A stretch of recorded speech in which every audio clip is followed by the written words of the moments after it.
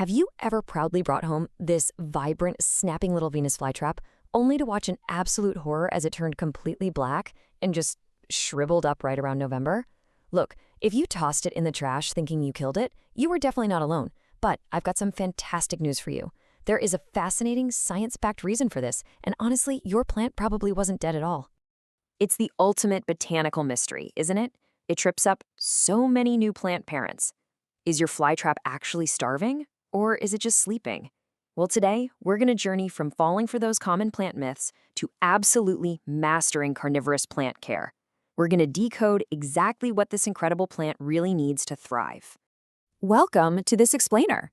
Whether you're a beginner just hoping to keep your very first flytrap alive, or maybe a seasoned plant parent looking to multiply your collection, you are in exactly the right place.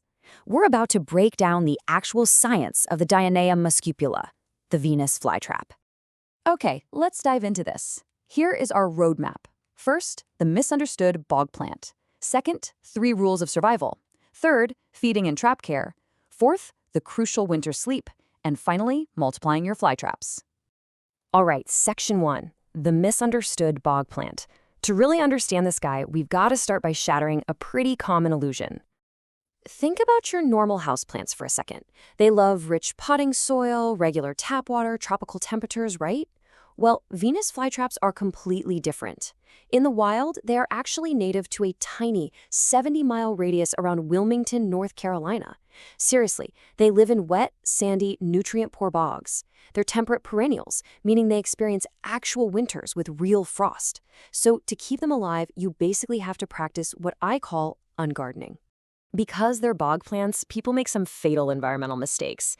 Like if you have yours in a closed glass terrarium right now, you might want to go ahead and take that lid off. They desperately need open air circulation. Otherwise, the high humidity just breeds rapid fungal disease. Oh, and another thing, never ever plant them in unglazed terracotta or clay pots. Those materials actually leach minerals into the soil, which is literally poison to a flytrap. Always stick to plastic or fully glazed pots.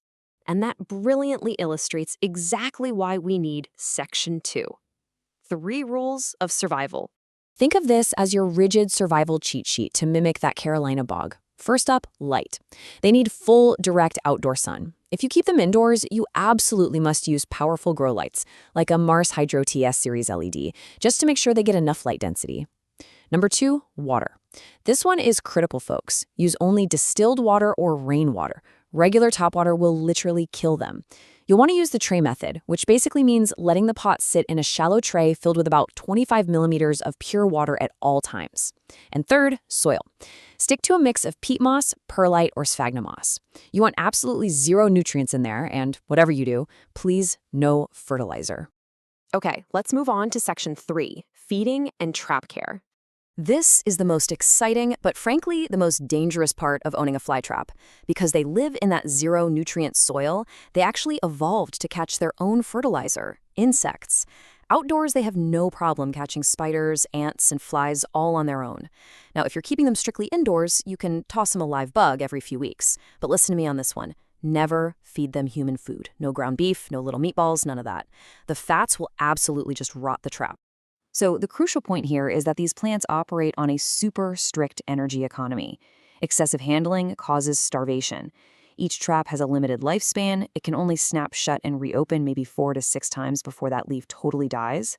When you poke the traps with your finger just to watch them close for fun, the plant burns a massive amount of energy snapping shut and gets absolutely 0 nutrients in return. If you do this enough, you will literally bankrupt the plant's energy reserves and starve it to death. And there's another massive energy trade-off you've got to watch out for. As the plant grows, it'll send up this tall stalk with small white flowers. I know, it is super tempting to let them bloom, right? Don't do it. Producing that flower drains a catastrophic amount of vital energy from the plant. Honestly, unless you're a total expert trying to harvest seeds, you should chop that flower stalk off the second you see it. You want to redirect all that energy back into growing larger, healthier traps. Which brings us to section 4. The crucial winter sleep. This circles right back to that horror story from the very beginning of our explainer. Autumn approaches, the days get shorter, the temps drop, and suddenly your vibrant green plant turns completely black.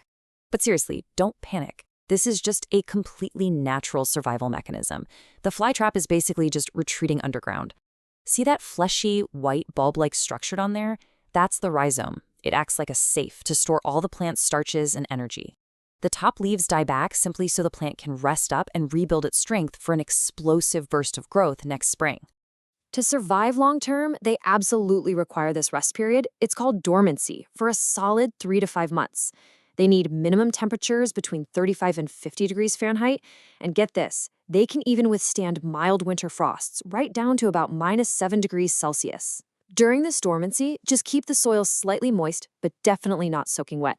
Remember, it is not dead, it's just sleeping. So please keep it out of the trash can. Finally, Section 5, multiplying your flytraps. Let's move to how this all builds into the absolute most rewarding part of carnivorous plant care. Once you've successfully overwintered your plant, you kind of level up from just keeping it alive to becoming a master grower through asexual propagation. Basically, underground, a happy, healthy mother plant will naturally clone itself by producing independent rhizomes. So how do you know it's ready? Well, go check your plant. Does it suddenly have more than 10 traps? Can you spot multiple distinct growth points clumped together? Or maybe there are these tiny little baby traps sprouting right next to the mature ones. If you see that, congratulations, your plant has divided. Now, the absolute best time to separate these clones is right at the end of winter dormancy or early spring. That also makes it the perfect time to repot them. Here's the step-by-step. First, just gently unpot the plant. Next, use a spray bottle with distilled water to wash away the old media. Once that's clean, you'll easily locate those distinct white growth points.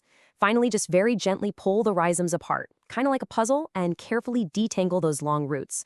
Boom! Now you can plant each new clone into its own pot with some fresh, nutrient-poor peat moss and perlite. By replacing those common houseplant myths with the actual science-backed rules of the Carolina bogs, this supposedly difficult monster becomes incredibly rewarding to grow. You know the water rules, you know the soil rules, you totally understand the energy economy, and you know to respect that winter sleep. So, with all these secrets unlocked, are you ready to build your own carnivorous empire?